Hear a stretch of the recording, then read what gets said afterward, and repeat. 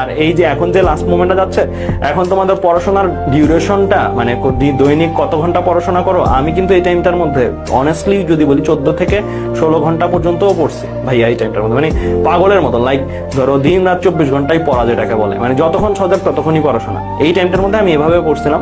এই টাইমটা কিন্তু খুবই ক্রুশাল।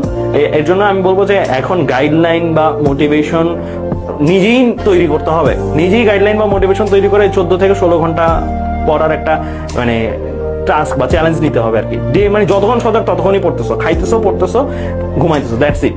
এরই তোমার লাইফ, অ্যান্ড এর বাইরে আর কিছু না। সো এইভাবে একটু নিজেকে তৈরি করো।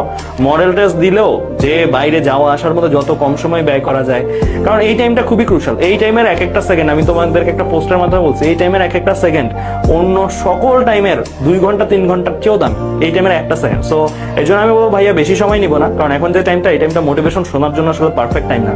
তোমাদের একটা জিনিস বোঝানো দরকার ছিল, ভাইয়া এসে বুঝাই দিয়ে গেছে। এখন তোমাদের মাথায় রাখতে হবে যে যারা যারা চান্স পেয়ে গেছে এখন পর্যন্ত, যারা যারা চান্স পেয়েছে সবাই এই টাইমটার মধ্যে পাগলা পড়া দিছে, টু বি অনাস্ট, মানে 12 ঘন্টা প্লাস পড়া দিছে, ঠিক আছে? সো এই টাইপের জিনিসগুলো যেহেতু তারা করে আসছেন, তারা দ্যাটস ওয়াই চান্স পাইছে। সো তোমারও এটার ব্যতিক্রম হয়ে তুমি চান্স পাওয়াটা এক্সপেক্ট করো না। সো তুমি এই টাইমটার মধ্যে বেস্ট টাইম, মানে টাইমটা যত ক্যাশ করা যায়, ক্যাশ করা মিন্স যত ইউটিলাইজ করা যায়। সো এতটুকুই বলবো ভাইয়া। আর তুমি চাপ নিও না, পরীক্ষা হলে চাপ নিও না, প্রস্তুতিতে সর্বোচ্চ দাও।